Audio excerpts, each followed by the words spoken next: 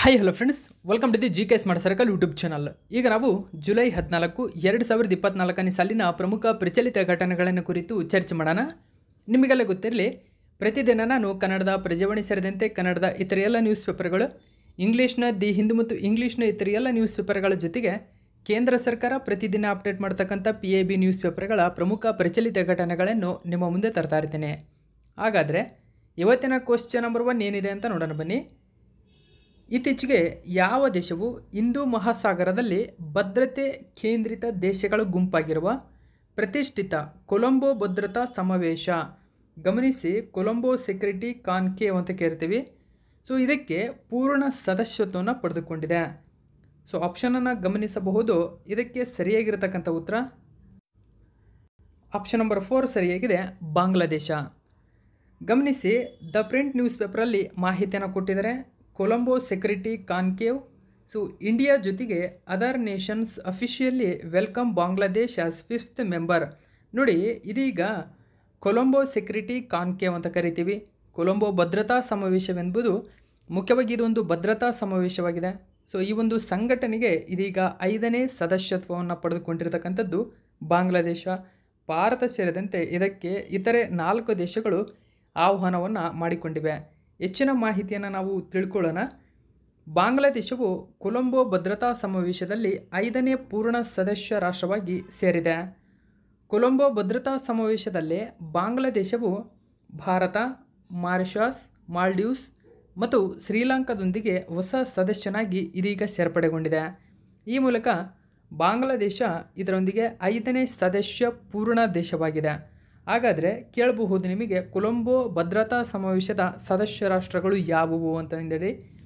Bharat, Mauritius, Maldives, Sri Lanka, Bangladesh. ಹಾಗಾದರೆ ಬಾಂಗ್ಲಾದೇಶವು ಮೊದಲು ಕೊಲಂಬೋ ಭದ್ರತಾ ಸಮಾವೇಶದಲ್ಲಿ ವೀಕ್ಷಕ ಸ್ಥಾನಮಾನವನ್ನು ಹೊಂದಿತ್ತು.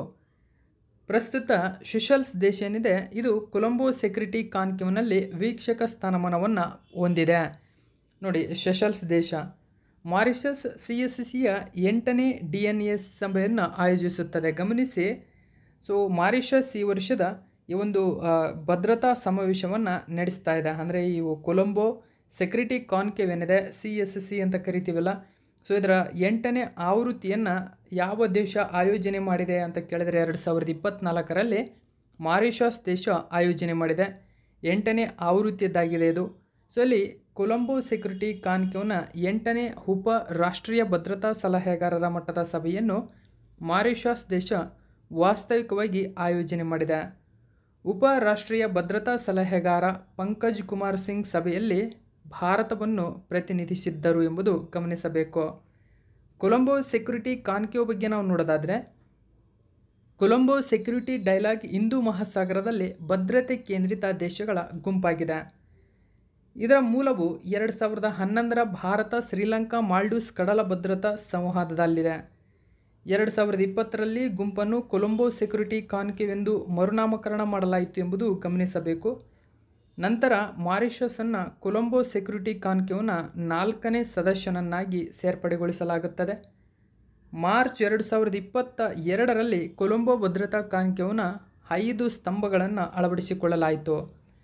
ಗಮನಿಸಿ, ಕೊಲಂಬೋ ಭದ್ರತಾ ಒಂದು ಸಮಾವೇಶವೇನಿದೆ, ಇದು 5 ಭದ್ರತಾ ಒಂದು ಸ್ತಂಭಗಳನ್ನು ಒಳಗೊಂಡಿದೆ. ಅವುಗಳನ್ನು ನೀವು ಇಲ್ಲಿ ಗಮನಿಸಬಹುದು, ಇಂಪಾರ್ಟೆಂಟ್ ಆಗುತ್ತೆ ಇದು.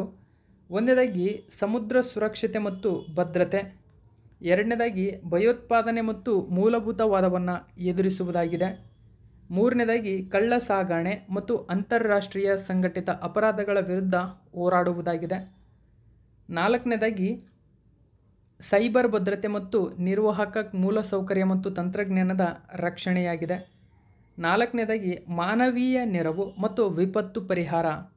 ಇವು CSCಯ ಪ್ರಮುಖ ಆಧಾರ ಸ್ತಂಭಗಳಾಗಿವೆ. ಈ 5 ಆಧಾರ ಸ್ತಂಭಗಳನ್ನು 2022ರಲ್ಲಿ ಆಯೋಜನೆ ಅಂದರೆ ಅಳವಡಿಸಿಕೊಳ್ಳಲಾಗಿದೆ ಎಂಬುದು ಗಮನಿಸಬೇಕು. ನೆಕ್ಸ್ಟ್ ನಾವು 2ನೇ ಕ್ವೆಶ್ಚನ್ ಏನಿದೆ ಅಂತ ನೋಡೋಣ. ಸರಸ್ ಕ್ರೇನ್ ಪಕ್ಷಿಗಳ ಗರಿಷ್ಠ ಜನಸಂಖ್ಯೆಯು ಯಾವ ರಾಜ್ಯದಲ್ಲಿ ಕಂಡುಬರುತ್ತದೆ? ಸರಸ್ ಕ್ರೇನ್ ಪಕ್ಷಿ ಪ್ರಸ್ತುತ ಆ ರಾಜ್ಯದ ರಾಜ್ಯ ಪಕ್ಷಿಯೂ ಕೂಡ. ಹಾಗಾದರೆ ಸರಿಯಾಗಿರ್ತಕ್ಕಂಥ ಉತ್ತರ ಆಪ್ಷನ್ ನಂಬರ್ 2, ಉತ್ತರ ಪ್ರದೇಶ. ಉತ್ತರ ಪ್ರದೇಶದ ರಾಜ್ಯ ಪಕ್ಷಿ ಸರಸ್ ಕ್ರೇನ್ ಅಂತ ಕರಿತೀವಿ. ಸರಸ್ ಕ್ರೇನ್ ಗರಿಷ್ಠ ಸಂಖ್ಯೆಯನ್ನು ಹೊಂದಿರತಕ್ಕಂಥ ರಾಜ್ಯ ಉತ್ತರ ಪ್ರದೇಶವಾಗಿದೆ. ಸುದ್ದಿಯಲ್ಲಿರೋ ಕಾರಣ ದಿ ಹಿಂದೂ ಪೇಪರ್ನಲ್ಲಿ ಮಾಹಿತಿಯನ್ನು ಕೊಟ್ಟಿದ್ದರು. ಸೆನ್ಸಸ್ ರಿವೀಲ್ ಆಗಿದೆ. ಅಂದರೆ ಸರಸ್ ಕ್ರೇನ್ನ ಪಾಪ್ಯುಲೇಷನ್ ಅಕ್ರಾಸ್ ಉತ್ತರ ಪ್ರದೇಶದಲ್ಲಿ ಜಾಸ್ತಿಯಾಗಿರತಕ್ಕಂಥದ್ದನ್ನು ಗಮನಿಸಬಹುದು. ಹೆಚ್ಚಿನ ಮಾಹಿತಿ ನ್ಯೂಸ್ ಪೇಪರಲ್ಲಿ ಏನು ಕೊಟ್ಟಿದ್ದಾರೆ ಅಂತ ನಾವು ಡೀಟೇಲ್ಸನ್ನು ತಿಳ್ಕೊಳ್ಳೋಣ. ಗಮನಿಸಬಹುದು ಇಲ್ಲಿನ ಪಕ್ಷಿಯನ್ನು, ಇದೇ ಆ ಸರಸ್ ಕ್ರೇನ್ ಆಗಿದೆ. ಉತ್ತರ ಪ್ರದೇಶದ ಅರಣ್ಯ ಇಲಾಖೆಯು ಜುಲೈ 10, 2024ರಂದು ಬಿಡುಗಡೆ ಮಾಡಿದ ಇತ್ತೀಚಿನ ವರದಿಯ ಪ್ರಕಾರ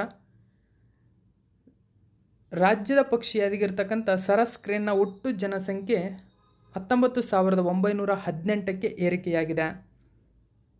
ಉತ್ತರ ಪ್ರದೇಶವು ಭಾರತದಲ್ಲಿ ಅತಿ ಹೆಚ್ಚು ಸರಸ್ ಕ್ರೇನ್ ಜನಸಂಖ್ಯೆಯನ್ನು ಹೊಂದಿದೆ. ಇತ್ತೀಚೆಗೆ ಬಿಡುಗಡೆಯಾದ ಜನಗಣತಿ ವರದಿಯ ಪ್ರಕಾರ ಇಟಾವಾ ಅರಣ್ಯ ವಿಭಾಗದಲ್ಲಿ ಗರಿಷ್ಠ ಸಂಖ್ಯೆಯ ಸರಸ್ ಕ್ರೇನ್ಗಳು ಕಂಡುಬಂದಿವೆ. ಹಾಗಾದರೆ ಈ ಒಂದು ಸರಸ್ ಕ್ರೇನ್ ಬಗ್ಗೆ ನಾವು ತಿಳ್ಕೊಳ್ಳೋದಾದರೆ, ಸರಸ್ ಕ್ರೇನನ್ನು 2014ರಲ್ಲಿ ಉತ್ತರ ಪ್ರದೇಶದ ರಾಜ್ಯ ಪಕ್ಷಿ ಎಂದು ಘೋಷಿಸಲಾಗಿದೆ. ಉತ್ತರ ಪ್ರದೇಶವು ಭಾರತದಲ್ಲಿ ಸರಸ್ ಕ್ರೇನ್ನ ಅತಿದೊಡ್ಡ ಜನಸಂಖ್ಯೆಯನ್ನು ಹೊಂದಿದೆ. ಸರಸ್ ಕ್ರೇನ್ ವಿಶ್ವದ ಅತಿ ಎತ್ತರದ ಪಕ್ಷಿಯಾಗಿದ್ದು ಅದು ಹಾರಬಲ್ಲ ಪಕ್ಷಿಯಾಗಿದೆ. ಪಕ್ಷಿಗಳು ಜೌಗು ಪ್ರದೇಶದಲ್ಲಿ ಗೂಡು ಕಟ್ಟುತ್ತವೆ. ಗಮನಿಸಬೇಕು, ಸರಸ್ ಕ್ರೇನ್ ಜೌಗು ಪ್ರದೇಶದಲ್ಲಿ ಗೂಡು ಕಟ್ಟುತ್ತದೆ. ಇದನ್ನು ವನ್ಯಜೀವಿ ಸಂರಕ್ಷಣಾ ಕಾಯ್ದೆ 1972ರ ವೇಳಾಪಟ್ಟಿ 4ರಲ್ಲಿ ಪಕ್ಷಿಯನ್ನು ಸೇರಿಸಲಾಗಿದೆ ಎಂಬುದು ಗಮನಿಸಬೇಕು. ನೆಕ್ಸ್ಟ್ ನಾವು 3ನೇ ಕ್ವಶನ್ ಏನಿದೆ ಅಂತ ನೋಡೋಣ. ಇತ್ತೀಚೆಗೆ ಪ್ರಧಾನಮಂತ್ರಿ ನರೇಂದ್ರ ಮೋದಿಯವರು ಎಷ್ಟು ವರ್ಷಗಳ ನಂತರ ಆಸ್ಟ್ರಿಯಾ ದೇಶಕ್ಕೆ ಭೇಟಿ ನೀಡಿದರು ಮತ್ತು ಇಲ್ಲಿ ಉಭಯ ದೇಶಗಳ ನಡುವಿನ ಎಷ್ಟನೇ ರಾಜತಾಂತ್ರಿಕ ಸಂಬಂಧಗಳ ಸ್ಥಾಪನೆಯನ್ನು ಉದ್ಘಾಟಿಸಿದರು? ಸರಿಯಾಗಿರ್ತಕ್ಕಂಥ ಉತ್ತರವನ್ನು ಗಮನಿಸಬಹುದು. ಆಪ್ಷನ್ ನಂಬರ್ 4 ಸರಿಯಾಗಿದೆ. 41 ವರ್ಷಗಳ ನಂತರ ಭಾರತದ ಪ್ರಧಾನಮಂತ್ರಿಯೊಬ್ಬರು ಆಸ್ಟ್ರಿಯಾ ದೇಶಕ್ಕೆ ಭೇಟಿ ನೀಡಿದ್ದಾರೆ. ಗಮನಿಸಿ, 40 ವರ್ಷಗಳ ನಂತರ. ತದನಂತರ ಅಲ್ಲಿ ಪ್ರಧಾನಿ ನರೇಂದ್ರ ಮೋದಿಯವರು 75ನೇ ಆಸ್ಟ್ರಿಯಾ ಮತ್ತು ಭಾರತದ ನಡುವಿನ ಒಂದು ರಕ್ಷಣಾ ಸಂಬಂಧ ಅಂತ ಕರಿತೀವಲ್ಲ, ಸಂಬಂಧಗಳು ಎರಡೂ ದೇಶಗಳ ನಡುವಿನ ಸಂಬಂಧವನ್ನು ಇಲ್ಲಿ ಉದ್ಘಾಟನೆ ಮಾಡಿದ್ದಾರೆ. ಆ ಕಾರ್ಯಾಚರಣೆಯನ್ನು ಉದ್ಘಾಟನೆಯನ್ನು ಕೂಡ ಮಾಡಿದರು. ಈ ಮೂಲಕ ಪ್ರಧಾನಿ ನರೇಂದ್ರ ಮೋದಿಯವರು ಆಸ್ಟ್ರಿಯಾ ದೇಶಕ್ಕೆ ಭೇಟಿ ನೀಡಿದ ನಂತರ 3ನೇ ಪ್ರಧಾನಿ ಈ ದೇಶಕ್ಕೆ ಭೇಟಿ ನೀಡಿದಂತಾಗಿದೆ. 3ನೇ ಬಾರಿಗೆ ಒಬ್ಬ ಪ್ರಧಾನಿ ಆ ದೇಶಕ್ಕೆ ಭೇಟಿ ನೀಡಿರುವುದು. ಈ ಹಿಂದೆ ಜವಾಹರ್ಲಾಲ್ ನೆಹರು, ಇಂದಿರಾ ಗಾಂಧಿಯವರು ಭೇಟಿ ನೀಡಿದರು. ತದನಂತರ ನರೇಂದ್ರ ಮೋದಿಯವರು ಭೇಟಿ ನೀಡಿದ್ದಾರೆ. ಹೆಚ್ಚಿನ ಮಾಹಿತಿ ಗಮನಿಸಬಹುದು. Modi in Austria, first Indian PM to visit in 41 years after Indira Gandhi in 1983. 1983ರ ನಂತರ 41 ವರ್ಷಗಳ ನಂತರ ಪ್ರಧಾನಿ ನರೇಂದ್ರ ಮೋದಿಯವರು ಇದೇ ಮೊದಲ ಬಾರಿಗೆ ಆಸ್ಟ್ರಿಯಾ ದೇಶಕ್ಕೆ ಭೇಟಿ ನೀಡಿದ್ದಾರೆ. ಹೆಚ್ಚಿನ ಮಾಹಿತಿ ನ್ಯೂಸ್ ಪೇಪರಲ್ಲಿ ಏನಿದೆ ಅಂತ ತಿಳ್ಕೊಳ್ಳೋಣ. ತಮ್ಮ ಯುರೋಪಿಯನ್ ದೇಶಗಳ ಭೇಟಿಯ 2ನೇ ಹಂತದಲ್ಲಿ ಪ್ರಧಾನಿ ನರೇಂದ್ರ ಮೋದಿಯವರು ರಷ್ಯಾಕ್ಕೆ 2 ದಿನಗಳ ಯಶಸ್ವಿ ಭೇಟಿಯ ನಂತರ ಆಸ್ಟ್ರಿಯಾಕ್ಕೆ ಜುಲೈ 9 ಮತ್ತು 10ರಂದು ಭೇಟಿ ನೀಡಿದರು. 41 ವರ್ಷಗಳ ನಂತರ ಭಾರತದ ಪ್ರಧಾನಿಯೊಬ್ಬರು ಆಸ್ಟ್ರಿಯಾಕ್ಕೆ ಭೇಟಿ ನೀಡಿದರು. 1983ರಲ್ಲಿ ಇಂದಿರಾ ಗಾಂಧಿಯವರ ಕೊನೆಯ ಭೇಟಿ ಇದಾಗಿತ್ತು. ಅದರ ನಂತರ ಮೋದಿಯವರು ಭೇಟಿ ನೀಡಿದ್ದಾರೆ. ಉಭಯ ದೇಶಗಳ ನಡುವಿನ ರಾಜತಾಂತ್ರಿಕ ಸಂಬಂಧಗಳ ಸ್ಥಾಪನೆಯ 75ನೇ ವರ್ಷಾಚರಣೆಯೊಂದಿಗೆ ಪ್ರಧಾನಿ ನರೇಂದ್ರ ಮೋದಿಯವರ ಭೇಟಿ ಕೂಡ ಹೊಂದಿಕೆಯಾಗುತ್ತದೆ. ಆಸ್ಟ್ರಿಯಾಕ್ಕೆ ಭೇಟಿ ನೀಡಿದ 3ನೇ ಭಾರತೀಯ ಪ್ರಧಾನಿ ಇವರಾಗಿದ್ದಾರೆ ಎಂಬುದು ಗಮನಿಸಬೇಕು. ಈ ಹಿಂದೆ ಭಾರತ ಮತ್ತು ಆಸ್ಟ್ರಿಯಾ 1949ರಲ್ಲಿ ರಾಜತಾಂತ್ರಿಕ ಸಂಬಂಧವನ್ನು ಮೊಟ್ಟ ಮೊದಲ ಬಾರಿಗೆ ಸ್ಥಾಪನೆ ಮಾಡಿದವು. ಆಸ್ಟ್ರಿಯಾಕ್ಕೆ ಭೇಟಿ ನೀಡಿದ ಮೊದಲ ಭಾರತೀಯ ಪ್ರಧಾನಿ ಪಂಡಿತ್ ಜವಾಹರ್ಲಾಲ್ ನೆಹರು 1955ರಲ್ಲಿ ಭೇಟಿ ನೀಡಿದ್ದರು. ಇಂದಿರಾ ಗಾಂಧಿಯವರು 1971ರಲ್ಲಿ ಮತ್ತು 1983ರಲ್ಲಿ ಆಸ್ಟ್ರಿಯಾಕ್ಕೆ 2 ಬಾರಿ ಭೇಟಿ ನೀಡಿದ ಹೆಗ್ಗಳಿಕೆ ಅವರ ಹೆಸರಿನಲ್ಲಿದೆ. ನರೇಂದ್ರ ಮೋದಿಯವರು ಆಸ್ಟ್ರಿಯಾಕ್ಕೆ ಭೇಟಿ ನೀಡಿದ 3ನೇ ಭಾರತೀಯ ಪ್ರಧಾನಿಯಾಗಿದ್ದಾರೆ. ಓಕೆ, ನೆಕ್ಸ್ಟ್ ನಾವು 4ನೇ ಕ್ವಶನ್ ನೋಡೋಣ. ಕೆಳಗಿನ ಯಾವ ದೇಶವು ಪ್ರತಿ ವರ್ಷ ವಿಶ್ವದ ಅತ್ಯಂತ ಪ್ರತಿಷ್ಠಿತ ದ್ವೈವಾರ್ಷಿಕ ಮತ್ತು ರಾಷ್ಟ್ರೀಯ ವ್ಯಾಯಾಮವಾದ ಪಿಚ್ ಬ್ಲ್ಯಾಕ್ ಅನ್ನು ಇದೇ ಜುಲೈ 12ರಿಂದ 24ರವರೆಗೂ ಮತ್ತು ಆಗಸ್ಟ್ 2ರಿಂದ ಆಗಸ್ಟ್ 24ರವರೆಗೆ ನಡೆಸಲಿದೆ. ನೋಡಿ, ಪ್ರತಿ ವರ್ಷ ಪಿಚ್ ಬ್ಲ್ಯಾಕ್ ಎಂಬತಕ್ಕಂಥ ಪ್ರಮುಖ ಮಿಲಿಟರಿ ವ್ಯಾಯಾಮವನ್ನು ಆಸ್ಟ್ರೇಲಿಯಾ ನಡೆಸುತ್ತದೆ. ಓಕೆ, ಹೆಚ್ಚಿನ ಮಾಹಿತಿ ನೋಡಿ, ಈ ಒಂದು ಮಾಹಿತಿಯನ್ನು PAB ನ್ಯೂಸ್ ಪೇಪರಲ್ಲಿ ನೀಡಿದ್ದಾರೆ. ಇಂಡಿಯನ್ ಏರ್ಫೋರ್ಸ್ ಇಲ್ಲಿ ಭಾಗವಹಿಸ್ತಾ ಇದೆ. ಇಲ್ಲಿ Australia to participate in exercise pitch black 2024. ನೋಡಿ, ಪಿಚ್ ಬ್ಲ್ಯಾಕ್ 2024 ಎಂಬುದು ಆಸ್ಟ್ರೇಲಿಯಾ ನಡೆಸ್ತಕ್ಕಂಥ ಒಂದು ಅತ್ಯಂತ ಪ್ರಮುಖ ಮಿಲಿಟರಿ ವ್ಯಾಯಾಮವಾಗಿದೆ. ಸೊ ಭಾರತದಿಂದ ಇಂಡಿಯನ್ ಏರ್ಫೋರ್ಸ್ ಇಲ್ಲಿ ಭಾಗವಹಿಸ್ತಾ ಇದೆ. ಹೆಚ್ಚಿನ ಮಾಹಿತಿ, ಸಂಪೂರ್ಣ ಮಾಹಿತಿ ನೋಡೋಣ. ನೋಡಿ, IAF ತುಕಡಿ ಇದೇ ಜುಲೈ 12ರಿಂದ 24 ಅಂದರೆ ಜುಲೈ 12 ಮತ್ತು 24ರಿಂದ 2 ಆಗಸ್ಟ್ 2024ರವರೆಗೆ ಆಸ್ಟ್ರೇಲಿಯಾದಲ್ಲಿ ನಡೆಯುವ ಈ ಒಂದು ವ್ಯಾಯಾಮದಲ್ಲಿ ಭಾಗವಹಿಸ್ತಾ ಇದೆ. ಹಾಗಾದರೆ ನಾವು ಈ ಒಂದು ಪಿಚ್ ಬ್ಲ್ಯಾಕ್ ವ್ಯಾಯಾಮದ ಬಗ್ಗೆ ನೋಡೋದಾದರೆ, ಇದು ರಾಯಲ್ ಆಸ್ಟ್ರೇಲಿಯನ್ ಏರ್ಫೋರ್ಸ್ ಆಯೋಜಿಸುವ ದ್ವೈವಾರ್ಷಿಕ ಮತ್ತು ಬಹುರಾಷ್ಟ್ರೀಯ ವ್ಯಾಯಾಮವಾಗಿದೆ.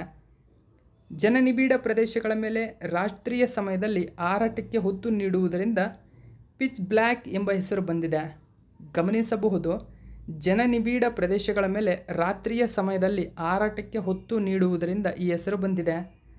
2024ರ ಆವೃತ್ತಿಯು ಎಕ್ಸಸೈಸ್ ಪಿಚ್ ಬ್ಲ್ಯಾಕ್ನ 43 ವರ್ಷಗಳ ಸುದೀರ್ಘ ಇತಿಹಾಸದಲ್ಲಿ ಅತಿ ದೊಡ್ಡದಾಗಿದೆ ಎಂದು ಗುರುತಿಸುತ್ತದೆ. ಇದು 20 ದೇಶಗಳ ಭಾಗವಹಿಸುವಿಕೆಯನ್ನು ಒಳಗೊಂಡಿದೆ. 140ಕ್ಕೂ ಹೆಚ್ಚು ವಿಮಾನಗಳು ಮತ್ತು ವಿವಿಧ ವಾಯುಪಡೆಗಳ 4400 ಮಿಲಿಟರಿ ಸಿಬ್ಬಂದಿಗಳು ಈ ವ್ಯಾಯಾಮದಲ್ಲಿ ಭಾಗವಹಿಸುತ್ತಾರೆ. ನೆಕ್ಸ್ಟ್ 5ನೇ ಕ್ವಶನ್ ನೋಡೋಣ. ಇತ್ತೀಚೆಗೆ ಕೆಳಗಿನ ಯಾವ ಅಂತಾರಾಷ್ಟ್ರೀಯ ಸಂಘಟನೆಯು ಮಿಡೆವಿಐಎಸ್ ಎಂಬ ಆನ್ಲೈನ್ ಪ್ಲಾಟ್ಫಾರ್ಮನ್ನು ಪರಿಚಯಿಸಿದೆ? ಗಮನಿಸಿ, ಮಿಡೆವಿಲ್ ಅಥವಾ ಇದನ್ನು ಮಿಡೆವಿಸ್ ಅಂತಲೂ ಕೂಡ ಕರಿತೇವೆ ಅಥವಾ MEDEVIS ಅಂತ ಕರಿತೀವಿ. ಸೊ ಇದೊಂದು ಆನ್ಲೈನ್ ಪ್ಲಾಟ್ಫಾರ್ಮ್ ಆಗಿದೆ. ಸೊ ಇದನ್ನು ಆರಂಭ ಮಾಡಿರ್ತಕ್ಕಂಥದ್ದು ಯಾವುದು ಅಂತ ಕೇಳಿದರೆ ವಿಶ್ವ ಆರೋಗ್ಯ ಸಂಸ್ಥೆ. ಆಪ್ಷನ್ ನಂಬರ್ 2 ಸರಿಯಾಗಿದೆ. ವಿಶ್ವ ಆರೋಗ್ಯ ಸಂಸ್ಥೆ ಅಂದರೆ WHO, ವರ್ಲ್ಡ್ ಹೆಲ್ತ್ ಆರ್ಗನೈಜೇಷನ್ ಮಿಡೆವಿಲ್ಸ್ ಎಂಬತಕ್ಕಂಥ ಒಂದು ಪ್ರಮುಖ ಆನ್ಲೈನ್ ಪ್ಲಾಟ್ಫಾರ್ಮನ್ನು ಜಾರಿಗೆ ತಂದಿದೆ. ನೋಡಿ, ಗಮನಿಸಬಹುದು ನೀವು, ಮಿಡೆವಿಸ್ ಅಂತ ಕರಿತೀವಿ. ಸೊ ಇದು ಆನ್ಲೈನ್ ಪ್ಲಾಟ್ಫಾರ್ಮ್ ಆಗಿದೆ. Announced to boost access to medical technologies and devices ಅಂತ ಕರಿತೇವೆ. ಹೆಚ್ಚಿನ ಮಾಹಿತಿಯನ್ನು ಗಮನಿಸಿ. ಇತ್ತೀಚೆಗೆ ವಿಶ್ವ ಆರೋಗ್ಯ ಸಂಸ್ಥೆ ಮಿಡೆವಿಸ್ ಅಂತ ಎಂಬ ಆನ್ಲೈನ್ ಪ್ಲಾಟ್ಫಾರ್ಮನ್ನು ಪರಿಚಯಿಸಿದೆ. ಮಿಡೆವಿಸ್ ಪ್ಲಾಟ್ಫಾರ್ಮ್ ಕುರಿತು ನಾವು ನೋಡೋದಾದರೆ, ನೋಡಿ, ಮಿಡೆವಿಸ್ ಅಂದರೆ ವೈದ್ಯಕೀಯ ಸಾಧನಗಳ ಮಾಹಿತಿ ವ್ಯವಸ್ಥೆ ಅಂತ ಕರೀತಾರೆ. ಫುಲ್ ವಿಸ್ತಾರ, ವೈದ್ಯಕೀಯ ಸಾಧನಗಳ ಮಾಹಿತಿ ವ್ಯವಸ್ಥೆ. ಇದು ವೈದ್ಯಕೀಯ ಸಾಧನಗಳ ಮಾಹಿತಿಗಾಗಿ ಮೊದಲ ಜಾಗತಿಕ ಮುಕ್ತ ಪ್ರವೇಶ ಕ್ಲಿಯರಿಂಗ್ ಹೌಸ್ ಆಗಿದೆ. ಇದು ರೋಗಗಳು ಮತ್ತು ಆರೋಗ್ಯ ಪರಿಸ್ಥಿತಿಗಳ ರೋಗ ನಿರ್ಣಯ, ಪರೀಕ್ಷೆ ಮತ್ತು ಚಿಕಿತ್ಸೆಗಾಗಿ ವೈದ್ಯಕೀಯ ಸಾಧನಗಳ ಆಯ್ಕೆ, ಅದರ ಸಂಗ್ರಹಣೆ ಮತ್ತು ಬಳಕೆಯ ಕುರಿತು ನಿರ್ಧಾರ ತೆಗೆದುಕೊಳ್ಳುವಲ್ಲಿ ಸರ್ಕಾರಗಳು, ನಿಯಂತ್ರಕಗಳು ಮತ್ತು ಬಳಕೆದಾರರನ್ನು ಬೆಂಬಲಿಸಲು ಇದನ್ನು ವಿನ್ಯಾಸಗೊಳಿಸಲಾಗಿದೆ. ಗಮನಿಸಬಹುದು, ಇದನ್ನು ಯಾವುದಕ್ಕಾಗಿ ವಿನ್ಯಾಸಗೊಳಿಸಲಾಗಿದೆ ಅಂತಕ್ಕಂಥದ್ದನ್ನು. ಇದು ಸರ್ಕಾರಗಳು, ನಿಯಂತ್ರಕರು ಮತ್ತು ಬಳಕೆದಾರರು ಅವರಿಗಾಗಿ ವಿನ್ಯಾಸಗೊಳಿಸಲಾಗಿದೆ. ಅಂದರೆ ಅವರು ವೈದ್ಯಕೀಯ ಸಾಧನಗಳ ಸಂಬಂಧಪಟ್ಟಂತೆ ಸಂಗ್ರಹಣೆ ಆಗಿರ್ಬೋದು, ಬಳಕೆಯ ಕುರಿತು ನಿರ್ಧಾರ ತೆಗೆದುಕೊಳ್ಳುವಲ್ಲಿ ಸೊ ಅವರಿಗೆ ಹೆಲ್ಪ್ ಮಾಡುವ ಉದ್ದೇಶದಿಂದಾಗಿ ಇದನ್ನು ವಿನ್ಯಾಸಗೊಳಿಸಲಾಗಿದೆ. ತುಂಬಾ ಇಂಪಾರ್ಟೆಂಟು, ನೆನಪಿರಲಿ. ನೆಕ್ಸ್ಟ್ 6ನೇ ಕ್ವಶನ್ ಏನಿದೆ ಅಂತ ನೋಡೋಣ. ಇತ್ತೀಚೆಗೆ ಕೆಳಗಿನ ಯಾವ ದೇಶದೊಂದಿಗೆ ಭಾರತವು ಇದೇ ಮೊದಲ ಬಾರಿಗೆ ಸಾವಯವ ಉತ್ಪನ್ನಗಳಿಗೆ ಮ್ಯೂಚುವಲ್ ರೆಕಗ್ನೈಸೇಷನ್ ಅಗ್ರಿಮೆಂಟ್ MRAಗೆ ಸಹಿ ಮಾಡಿದೆ? ಗಮನಿಸಬಹುದು, mutual recognition agreement for organics ಪ್ರಾಡಕ್ಟ್ಸ್ಗಾಗಿ. ಸರಿಯಾದಂಥ ಉತ್ತರ ಆಪ್ಷನ್ ನಂಬರ್ 1 ಥೈವಾನ್ ದೇಶದೊಂದಿಗೆ. ಡೀಟೇಲ್ಸನ್ನು ಕುರಿತು ನಾವು ಹೆಚ್ಚಿನ ಮಾಹಿತಿಯನ್ನು ನೋಡೋಣ. ಇದನ್ನು ಕೂಡ PAB ನ್ಯೂಸ್ ಪೇಪರಲ್ಲಿ ಕೊಟ್ಟಿದ್ದಾರೆ. ಸೊ ನೋಡಿ, PAB ನ್ಯೂಸ್ ಪೇಪರ್ನ ಯಾವುದೇ ಮಾಹಿತಿಯಾಗಿದ್ದರೂ ತುಂಬಾ ಇಂಪಾರ್ಟೆಂಟ್ ಆಗುತ್ತೆ. Mutual recognition agreement between India and Taiwan for organic products. ನೋಡಿ, ಆರ್ಗ್ಯಾನಿಕ್ ಪ್ರಾಡಕ್ಟ್ಸ್ಗಾಗಿ ಇದೀಗ ಭಾರತ ಮತ್ತು ತೈವಾನ್ ದೇಶಗಳು ಒಪ್ಪಂದ ಮಾಡಿಕೊಂಡಿವೆ. ಓಕೆ, ಮೆಮೊರೆಂಡಮ್ ಆಫ್ ಅಂಡರ್ಸ್ಟ್ಯಾಂಡಿಂಗಿಗೆ ಸಹಿ ಹಾಕಿರ್ತಕ್ಕಂಥದ್ದು. ಎರಡೂ ದೇಶಗಳ ನಡುವೆ ಒಪ್ಪಂದ ಏರ್ಪಟ್ಟಿದೆ. ಇತ್ತೀಚೆಗೆ ಭಾರತ ಮತ್ತು ತೈವಾನ್ ನಡುವೆ ಸಾವಯವ ಉತ್ಪನ್ನಗಳಿಗೆ ಮ್ಯೂಚುವಲ್ ರೆಕಗ್ನೈಸೇಷನ್ ಅಗ್ರಿಮೆಂಟ್ ಜಾರಿಗೆ ಬಂದಿದೆ. ಹಾಗಾದರೆ ಈ ಒಂದು MRA ಬಗ್ಗೆ ನಾವು ನೋಡೋದಾದರೆ ಏನಿದು, ಭಾರತ ಮತ್ತು ತೈವಾನ್ ನಡುವೆ MRA ಅನುಷ್ಠಾನವು ಒಂದು ಹೆಗ್ಗುರುತು ಸಾಧನೆಯಾಗಿದೆ. ಏಕೆಂದರೆ ಇದು ಸಾವಯವ ಉತ್ಪನ್ನಗಳಿಗೆ ಮೊದಲ ದ್ವಿಪಕ್ಷೀಯ ಒಪ್ಪಂದವಾಗಿದೆ. ಗಮನಿಸಬಹುದು, ಸಾವಯವ ಒಪ್ಪಂದಗಳಿಗೆ ಸಂಬಂಧಪಟ್ಟಂಥ ಮೊದಲ ದ್ವಿಪಕ್ಷೀಯ ಒಪ್ಪಂದ ಇದು. ಸೊ ಆ ಕಾರಣಕ್ಕಾಗಿ ಈ ಒಂದು MRAಗಾಗಿ ಅನುಷ್ಠಾನಗೊಳಿಸುವ ಏಜೆನ್ಸಿಗಳು ಅಥವಾ ಸಂಸ್ಥೆಗಳು ಯಾವುವು ಅಂತ ಕೇಳಿದರೆ, ನೋಡಿ, ಅಪೇಡಾ ಸಂಸ್ಥೆ ಭಾರತದಿಂದ, ಅಂದರೆ agricultural and processed for food products export development authority, ಅಂದರೆ ಅಫೇಡಾ, ಜೊತೆಗೆ ministry of commerce and industry, ಅದರ ಜೊತೆಗೆ AFA ಅಂದರೆ India and the agricultural and food agency ಆಗಿರ್ಬೋದು, ministry of agriculture, so Taiwan ದೇಶದ್ದಿದು AFA ತೈವಾನ್. ಇವು ಎಲ್ಲವೂ ಏಜೆನ್ಸಿಗಳೇನಿದ್ದಾವೆ MRA ಅನುಷ್ಠಾನಗೊಳಿಸುವ ಭಾರತೀಯ ಮತ್ತು ತೈವಾನ್ ದೇಶಗಳ ನಡುವಿನ ಅತ್ಯಂತ ಪ್ರಮುಖ ಏಜೆನ್ಸಿಗಳಾಗಿವೆ, ನೆನಪಿರಲಿ. ನೆಕ್ಸ್ಟ್ 7ನೇ ಕ್ವಶನ್ ಏನಿದೆ ಅಂತ ನೋಡೋಣ.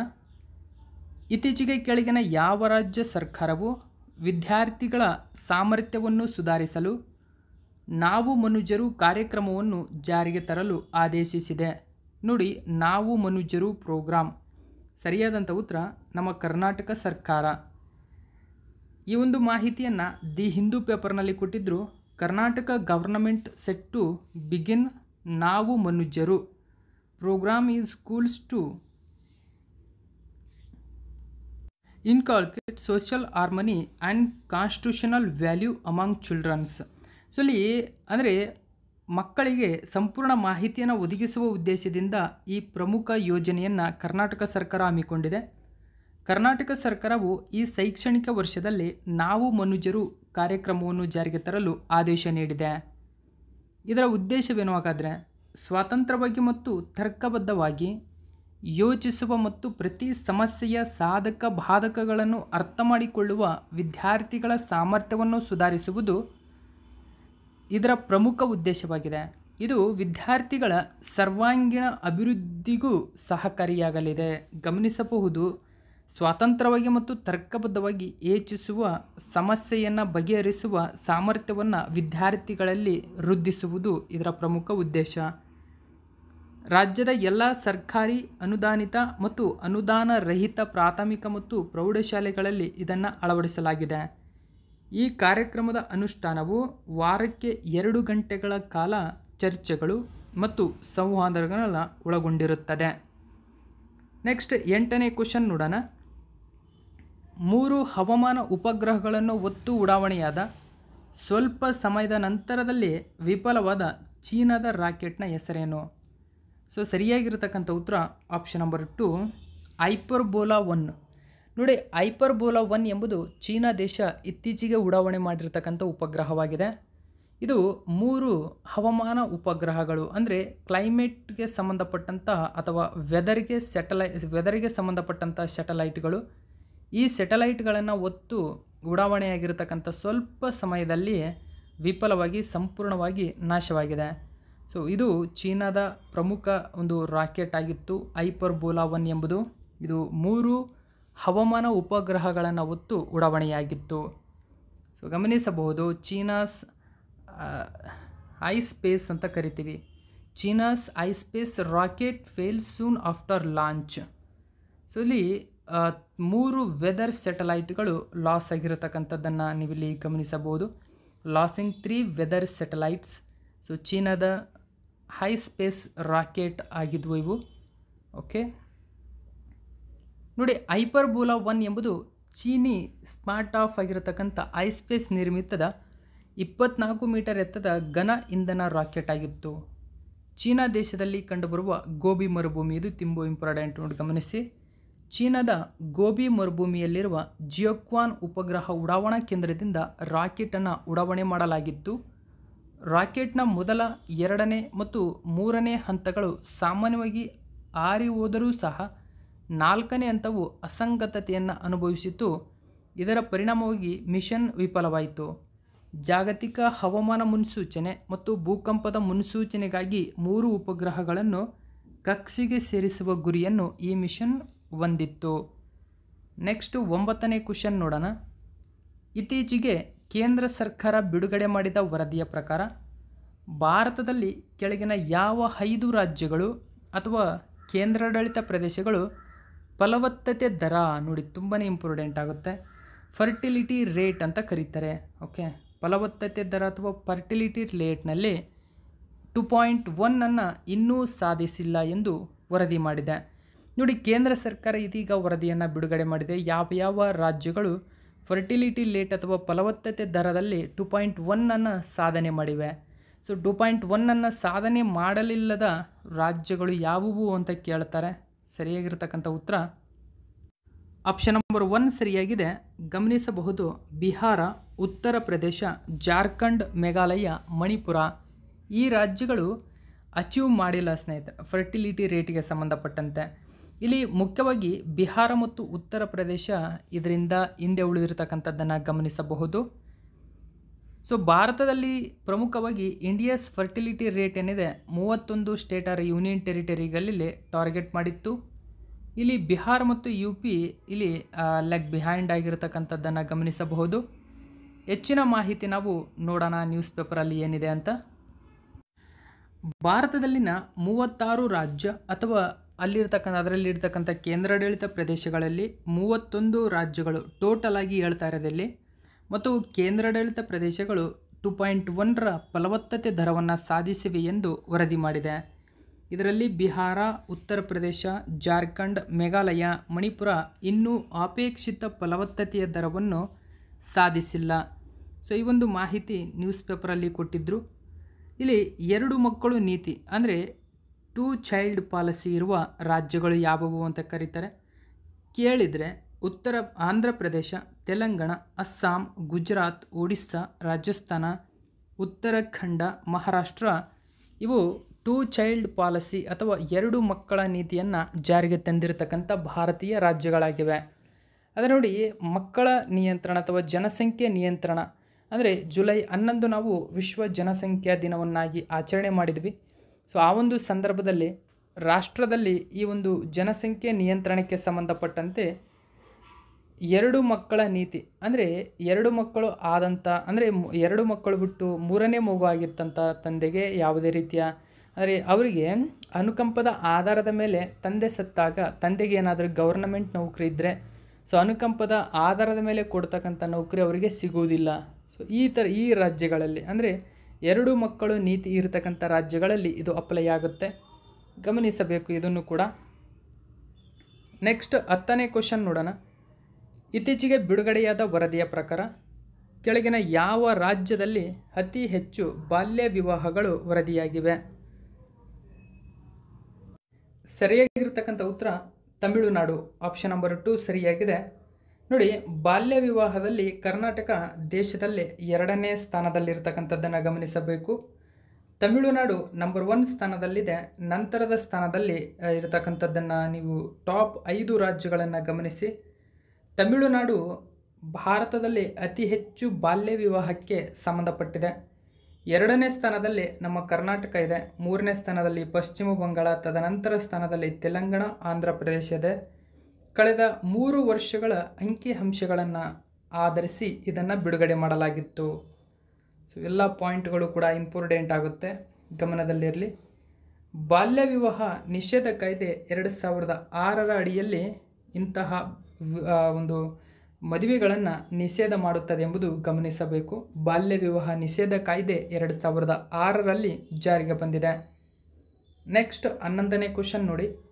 ಇತ್ತೀಚೆಗೆ ಸುದ್ದಿಯಲ್ಲಿ ಕಂಡುಬರುವ GRSE ಅಕ್ಸಲರೇಟೆಡ್ ಇನೋವೇಷನ್ ನರ್ಚರಿಂಗ್ ಸ್ಕೀಮ್ ಅಂತ ಕರಿತೀವಿ ಅಂದರೆ ಗೈನ್ಸ್ 2024 ಯೋಜನೆಯ ಪ್ರಾಥಮಿಕ ಉದ್ದೇಶವೇನು? ನೋಡಿ, ಗೈನ್ಸ್ 2024 ಇದೊಂದು ಸ್ಕೀಮ್ ಆಗಿದೆ. ಸೊ ಇದಕ್ಕೆ ಸರಿಯಾದ ಉತ್ತರ ಆಪ್ಷನ್ ನಂಬರ್ 1. ಹಡಗುಕಟ್ಟೆಗಳಿಗೆ ಸಂಬಂಧಿಸಿದ ಸಮಸ್ಯೆಗಳನ್ನು ಪರಿಹರಿಸಲು ಮತ್ತು ತಂತ್ರಜ್ಞಾನ ಅಭಿವೃದ್ಧಿಯನ್ನು ಉತ್ತೇಜಿಸಲು ಈ ಸ್ಕೀಮ್ ಸಂಬಂಧಪಟ್ಟಿದೆ.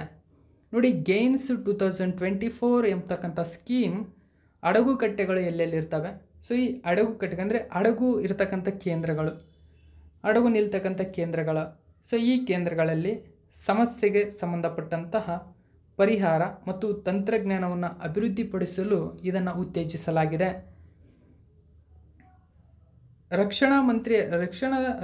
ರಕ್ಷಣಾ ಇಲಾಖೆಯ ರಾಜ್ಯ ಮಂತ್ರಿಯಾಗಿರ್ತಕ್ಕಂಥ ಶ್ರೀ ಸಂಜಯ್ ಸೇಠ್ ಅವರು ಜುಲೈ 2024ರಂದು ಕೋಲ್ಕತ್ತಾದಲ್ಲಿ GRSE ಅಕ್ಸಲರೇಟೆಡ್ ಇನೋವೇಷನ್ ನರ್ಚರಿಂಗ್ ಸ್ಕೀಮನ್ನು ಪ್ರಾರಂಭಿಸಿದರು. ಇದನ್ನು ಗಾರ್ಡನ್ ರಿಚ್ ಶಿಪ್ ಬಿಲ್ಡರ್ಸ್ ಮತ್ತು ಇಂಜಿನಿಯರ್ಸ್ ಲಿಮಿಟೆಡ್ GRSE ಈ ಯೋಜನೆಯು ತಂತ್ರಜ್ಞಾನ ಅಭಿವೃದ್ಧಿ ಸವಾಲುಗಳನ್ನು ಎದುರಿಸಲು ಮತ್ತು ಉತ್ತೇಜಿಸುವ ಗುರಿಯನ್ನು ಹೊಂದಿದೆ ಎಂದು ವರದಿ ಮಾಡಿದೆ. ಜೊತೆಗೆ ಇದು ಸ್ಥಾಪನೆ ಮಾಡಿರ್ತಕ್ಕಂಥದ್ದು. ಸೊ ಇದು ಇವತ್ತಿನ ಪ್ರಮುಖ ಪ್ರಚಲಿತ ಘಟನೆ. ಇದೇ ತರಹದ ಮಾಹಿತಿಯೊಂದಿಗೆ ಮತ್ತೆ ನಿಮ್ಮನ್ನು ಭೇಟಿಯಾಗ್ತೀನಿ. Thank you so much for watching my video.